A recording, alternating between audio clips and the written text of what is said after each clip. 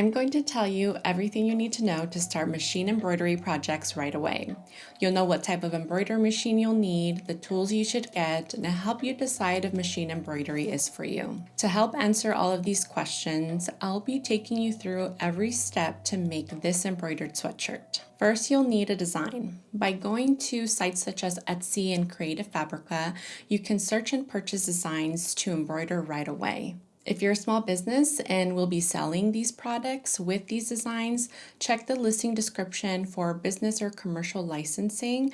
Most designs on these sites will provide this, letting you put the design on physical items for you to sell. Other items you may see a limit in the description, like commercial use allowed up to X amount of times.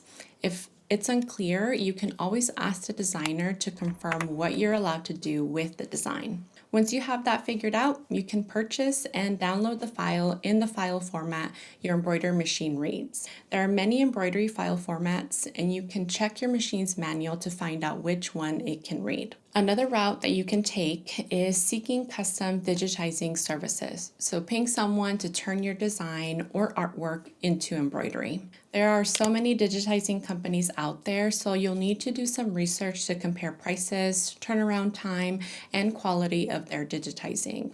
You can start by checking Facebook groups or Reddit threads for recommendations and people's experiences. Another way depends on the machine you go with, which I will get into a little later in this video, and that's that most single and multi-needle machines come with pre-installed designs and fonts. In my research, a common machine such as the Brother SE700 comes with 135 designs and 10 embroidery fonts for lettering, where my Baby Lock Array comes with 49 fonts plus decorative alphabet patterns such as calligraphy, floral patterns, and applique. It also comes with different categories of embroidery patterns from floral and home accents, and you can even make combinations.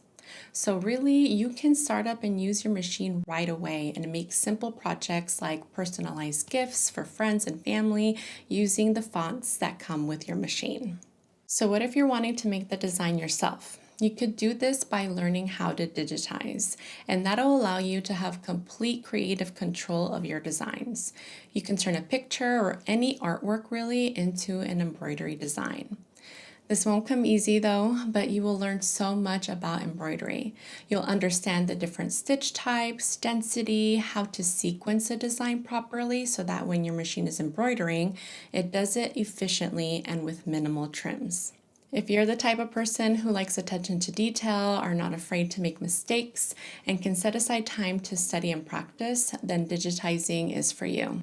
I have personally had such a rewarding experience bringing a design to life, knowing that I designed every single stitch point. I got started with digitizing using the Hatch Embroidery 3 software because of the educational content available from John Deere, who is a digitizing expert.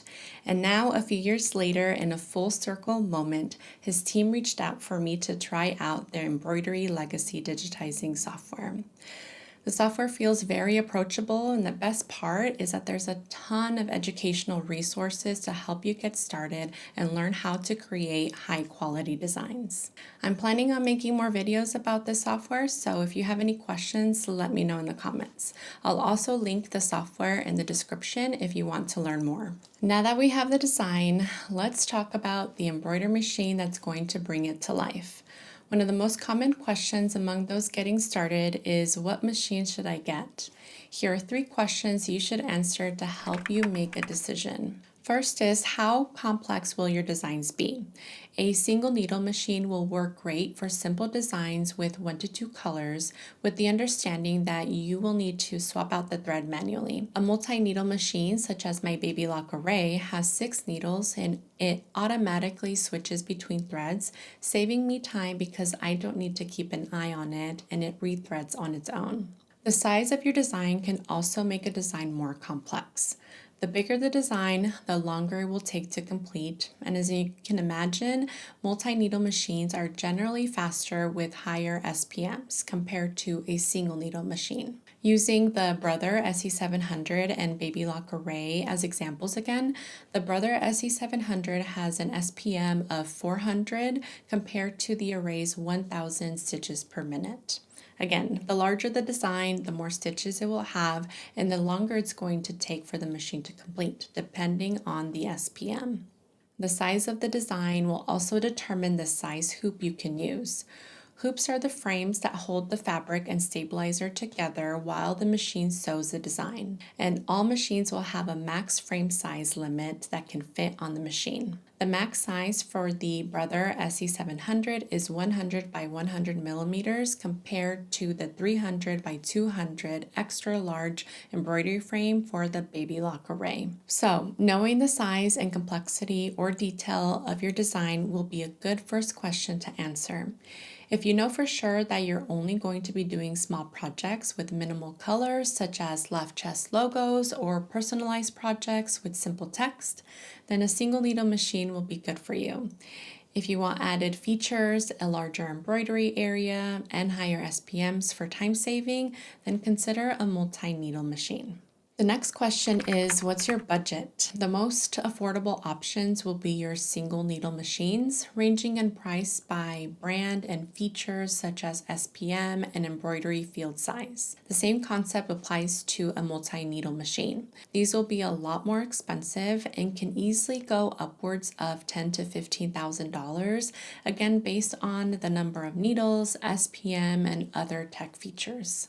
The last thing you should consider is how much space do you have for a machine.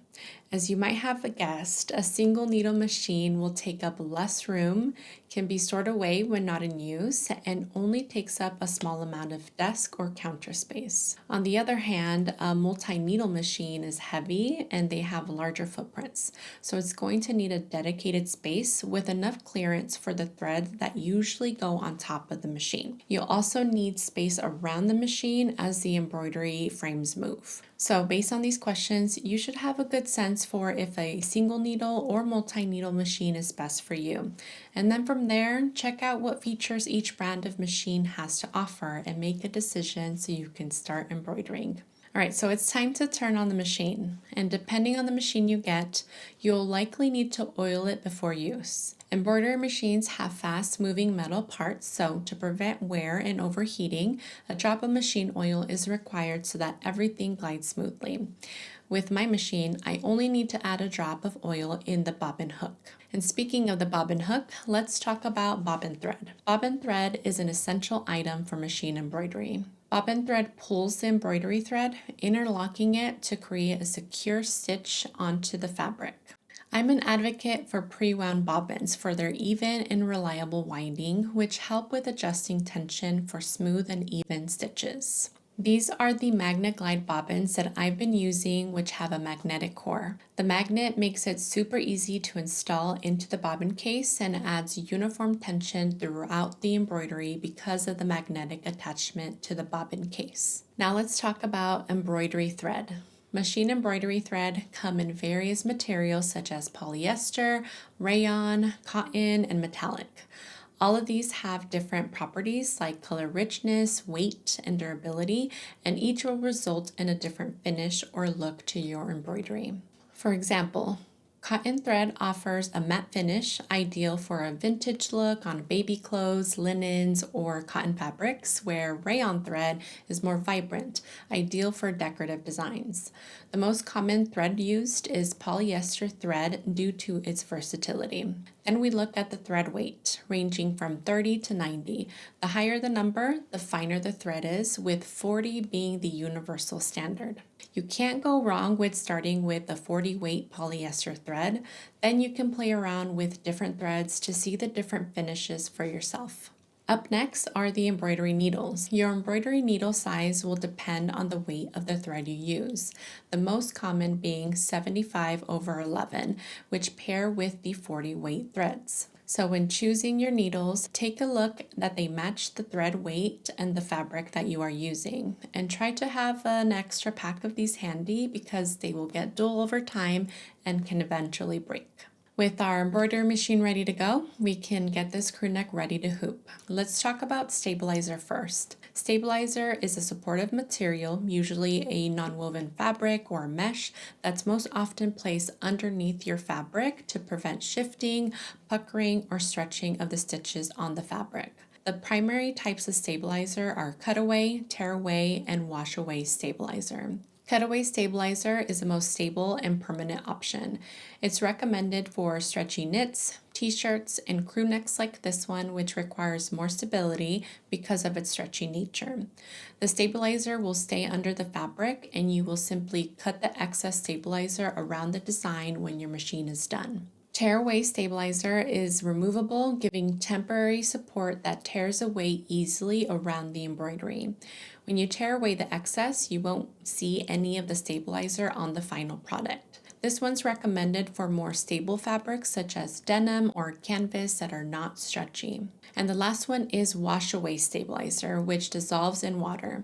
It is used for shears, lace, or embroidery on pile fabrics such as fleece. For this crew neck, I am using cutaway stabilizer, and after testing my designs on this material, I learned that 2 sheets of this heavyweight stabilizer works perfectly. So now let's get the crew neck and stabilizer hoop to put in the embroidery machine. You want to use the hoop that is closest to the size of your design to reduce waste of your stabilizer. And of course, make sure that your design will fit in the embroidery space of the hoops. I quickly ditched the embroidery frames that came with my machine and swapped them for these Mighty hoops that have made hooping apparel so much easier. Mighty hoops are a bonus item not needed to start embroidering, but a nice upgrade if you're working with apparel. If you're finding it frustrating to align your hoops on your apparel, I'd highly recommend checking these out. And now 30 minutes later, the machine has finished embroidering. Now on to the final touches. First, I like to burn the ends of the embroidery thread to seal them and prevent fraying or unraveling.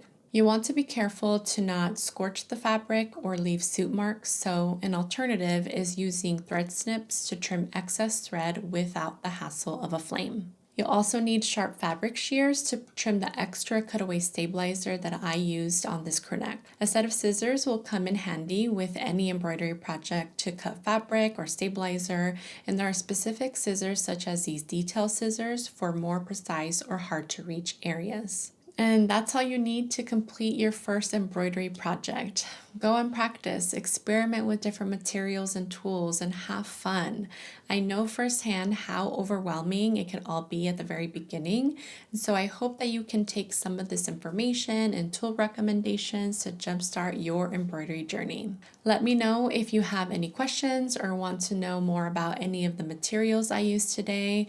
And if you want to see how I use this process to make unique embroidery designs for US states, then check out this series next. See you there.